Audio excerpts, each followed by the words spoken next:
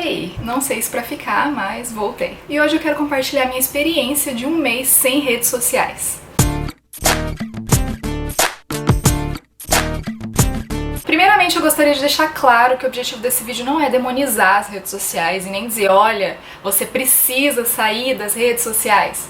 Até porque algumas pessoas usam mais, outras menos, todo mundo usa de um jeito diferente. O objetivo é apenas levar uma reflexão sobre como a gente usa as redes sociais, especialmente se você se identificar com a minha situação. E se você se interessar, eu já escrevi sobre isso no meu Medium, eu vou deixar o link na descrição.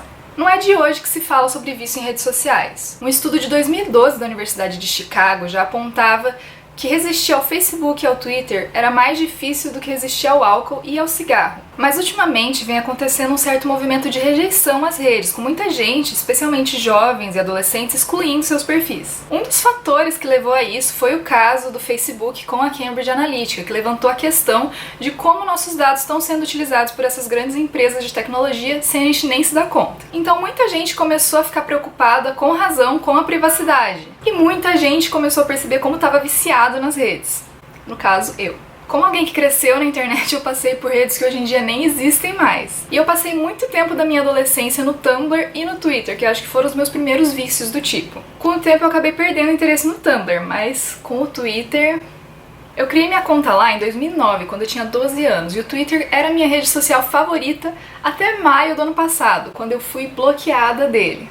Isso aconteceu por causa da lei europeia GDPR, ou Regulamento Geral sobre a Proteção de Dados, que visa proteger melhor a privacidade dos usuários de internet lá na União Europeia. Mas como as grandes redes já se tornaram mundiais, essas regras acabam afetando usuários do mundo inteiro. E por causa dessa regulamentação, o Twitter bloqueou todas as contas de usuários com menos de 13 anos, ou que criaram a conta com menos de 12 anos, mesmo que eles já tivessem bem mais do que isso, que foi o meu caso. E eu fiquei muito indignada, porque naquela altura o Twitter já tinha se tornado uma espécie de diário virtual pra mim. Tinha quase 10 anos registrados lá. Fora que era a minha maior fonte de notícias e memes. E eu tô bloqueada lá até hoje. Eu já não usava mais o Facebook, então sem o Twitter, a única outra grande rede que eu passei a usar foi o Instagram. Eu ficava o dia inteiro lá, eu comecei a postar muito mais do que antes, comecei a postar stories, que era algo que eu me recusava a usar antes. Eu fiquei obcecada com quantos seguidores eu ganhava, com quem tava visualizando meus stories, com que ordem, que horário eu ia postar as fotos e mais um monte de coisa que não faz sentido, especialmente pra mim,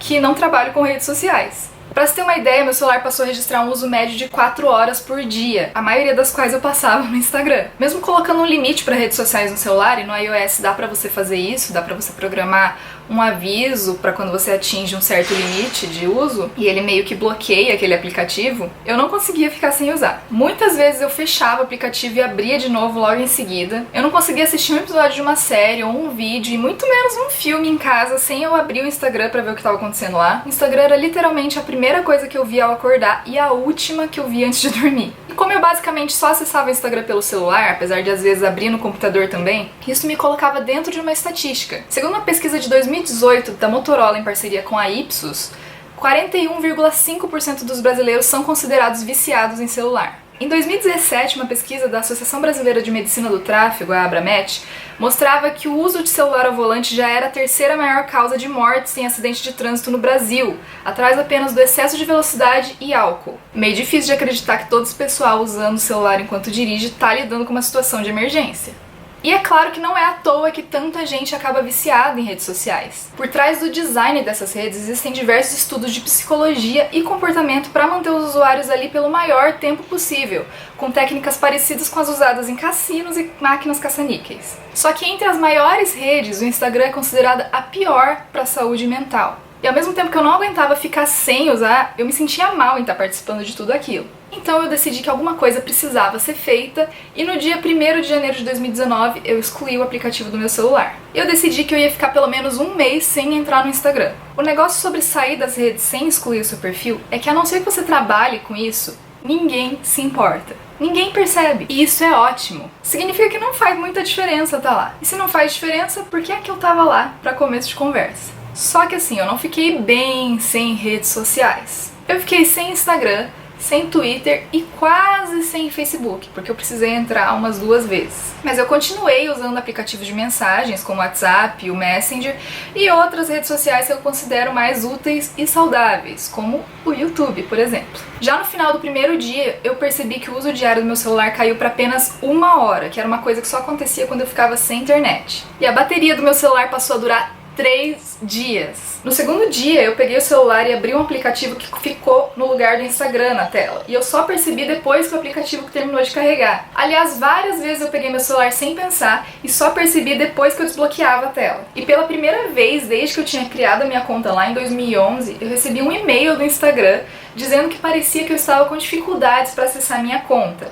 E um outro e-mail dizendo que eu tava perdendo, quantos likes eu tinha ganhado e quantos seguidores novos eu tinha ganhado. E eu pensei, que bom, porque se eu não preciso nem ficar muito ativa lá no Instagram pra ganhar like e seguidor, não tem muito pra que eu baixar o aplicativo de novo. No final da primeira semana parecia que fazia séculos que eu não entrava no Instagram, e foi uma sensação que eu experimentei também quando eu fui bloqueada do Twitter. Eu ficava pensando nas coisas que as pessoas estavam postando, que eu não tava vendo, que eu não tava curtindo, ou seja, eu tava experimentando FOMO, ou Fear of Missing Out, que é o medo de você estar perdendo algo que tá acontecendo nas redes sociais. Mas aí passou. Depois de um tempo eu já não sentia a menor falta de ver o que o pessoal tava publicando nas redes sociais. E eu percebi até que eu mesma parei de tirar fotos em geral, apesar de eu ainda tirar muitas fotos da minha cachorra. Eu fiquei mais consciente das coisas que estavam acontecendo à minha volta e comecei a me sentir mais livre de certa forma, como se eu tivesse prestes a atingir o nirvana da vida digital. Eu fiquei pensando, por que eu não fiz isso antes? Por que esse pessoal continua lá? Mas a elevação espiritual não envolve julgamentos e isso eu não consegui não fazer. Eu comecei a reparar como algumas pessoas próximas a mim gastavam um tempão nas redes sociais sem nem perceber. Pessoas que não conseguiam passar nem 20 minutos sem pegar o celular e começar a rolar o feed pelo menos uma vez. Com o tempo livre de redes sociais, junto com outras coisinhas, janeiro acabou sendo o mês que eu mais assisti filme na vida. Eu comecei e terminei umas 5 séries novas, sendo que quando isso acontecia, de eu começar e terminar uma série no mesmo mês, era no máximo uma. E eu li mais livros do que minha média mensal em 2018. Tem 2 deles que eu acho que são pertinentes aqui. O primeiro é 10 argumentos para você deletar agora suas redes sociais, do Jaron Lanier. É bem curto e rápido de ler e ele fala literalmente 10 argumentos para você deletar suas redes sociais. E ele também tem uma TED Talk na qual ele fala sobre o assunto. E o outro é Você, da Caroline Kepnes, que virou uma série, tá no Netflix, todo mundo falou no mês passado. E eu não vou dar nenhum spoiler aqui caso você não tenha assistido. Esse livro em especial me fez refletir sobre como a gente é incentivado a compartilhar tanta coisa na internet ao mesmo tempo em que a gente não gostaria que serial killers tivessem acesso a essas informações.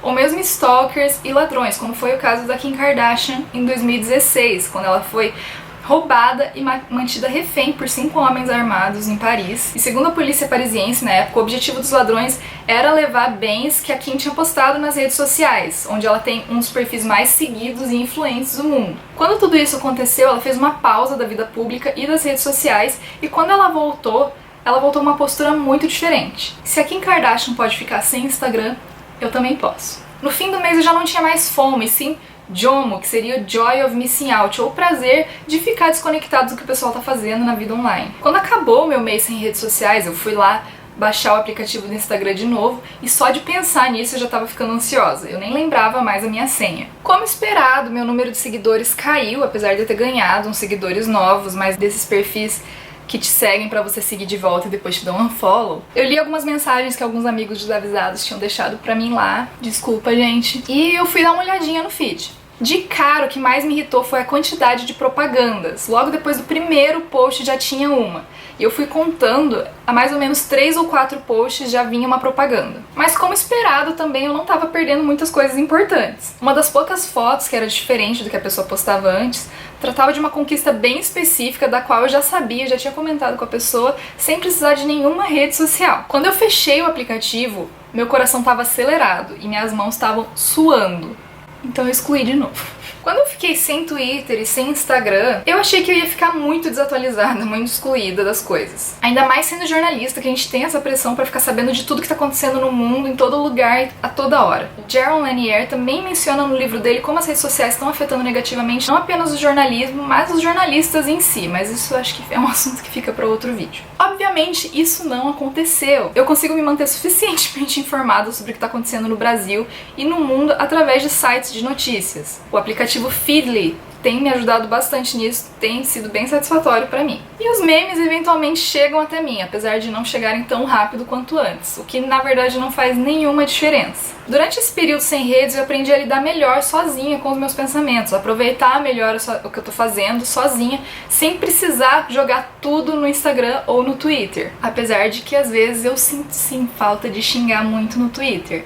Mas não é nada que um diário e uma caneta, um papel, não tenham me ajudado a resolver. E é claro que diferente do que a minha cabeça doida estava me tentando dizer pra me fazer continuar conectada, não, eu não perdi contato com os meus amigos. Até porque os meus amigos têm o meu número, então eles podem facilmente vir falar comigo ou vice-versa. Sair das redes sociais não resolveu 100% dos meus problemas, mas eu posso dizer que elas eram uma parte deles. E apesar de continuar comigo, a minha ansiedade deu uma boa melhorada. Eu tô voltando aos poucos a usar o Instagram, tentando aprender melhor a lidar com essa ferramenta, que é uma ferramenta que eu gosto. Eu gostava muito de ver fotos inspiradoras, criativas, diferentes, que realmente tivessem conteúdo. Porque apesar do Instagram hoje, fora do nosso círculo pessoal de amizades, ter virado um catálogo de propaganda atrás de propaganda, que é a forma como os influencers costumam ganhar dinheiro, isso talvez seja um assunto para outro vídeo também. Enfim, apesar disso, e apesar de ser um recorte da nossa vida, editado com os melhores filtros, apesar disso tudo, eu acredito que tem muita coisa boa lá. Eu acho que eu só tenho que aprender a achar.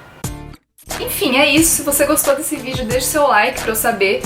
E aproveite e se inscreve no canal se você ainda não for um inscrito. Muito obrigada por assistir e até a próxima.